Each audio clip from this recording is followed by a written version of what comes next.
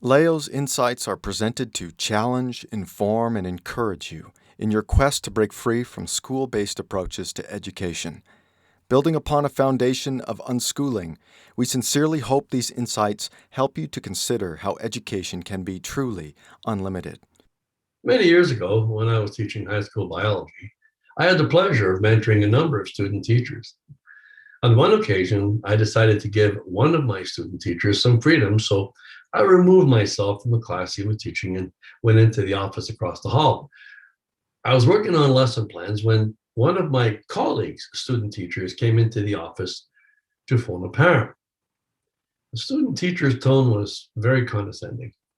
Listening in on what was truly an amazing display of unprofessional arrogance, I realized I knew the lady on the receiving end of the phone call.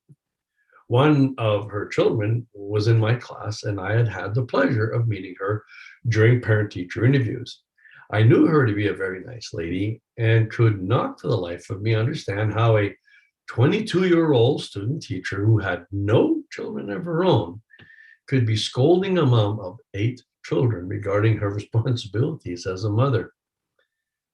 As soon as the student teacher hung up the phone, I said, "You are very lucky. It was not me on the other end of that conversation." Incredulously, she answered, "Why?" I still marvel at the arrogance of that student teacher to be. Since she was not my responsibility, there was not much more I could do or say, but I do remember being bewildered. Who did she think she was? The answer? A professional, of course. I read an article the other day that brought that episode back from the annals of my fading memory.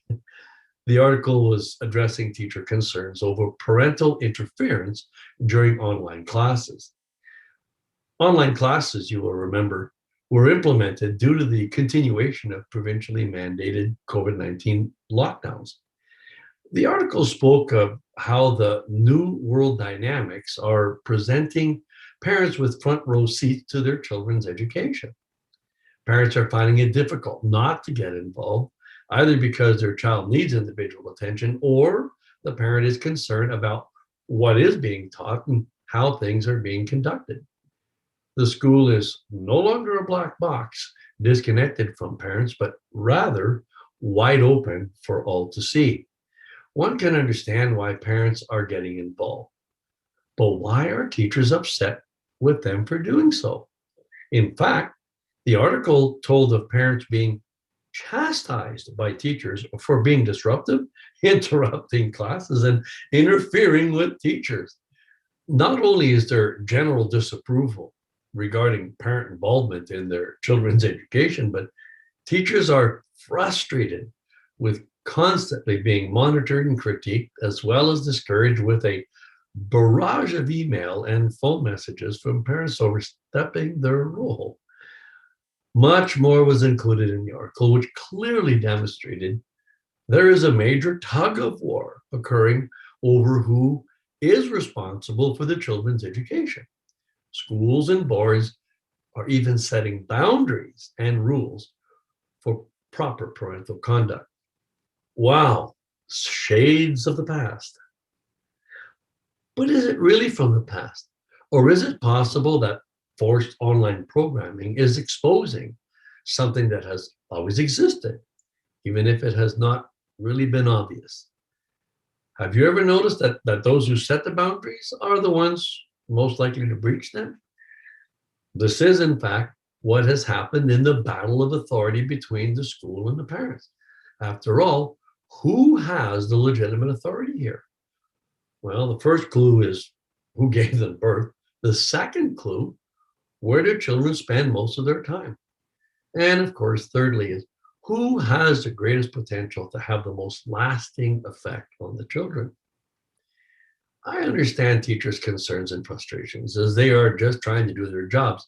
Still, they should gleefully welcome parent involvement. After all, if parents have the authority over their children's education, are teachers not working for the parents? Back to my original story. While I fully disagreed with the student teacher's conduct towards the mother, I also understood that being fresh out of college gave the young teacher a false understanding regarding professionalism. While likely being encouraged to go forth and be professional in your conduct, this lady might have misunderstood obtaining a degree with being professional. Her conduct clearly demonstrated this. Teachers still believe they are the professionals in education, and parents occupy the secondary role of assisting them to properly educate the children. This is actually a perversion, but it is the way it is within the school system. The article concluded by stating that the problem started when children were sent home due to the lockdown. Really? Perhaps the author should have said the lockdown showed parents what is really going on under the cover of school and that it's been a problem for a very long time. Those of you who have questioned the claims being made respecting authority and professionalism are wise to have rightfully declared your place in the education of your children by bringing them home where there's no competing interest. Otherwise, you would likely be one of those parents being chastised and scolded for taking an interest in your children's education by professional educators who may not even have children of their own. We trust you were blessed by today's presentation.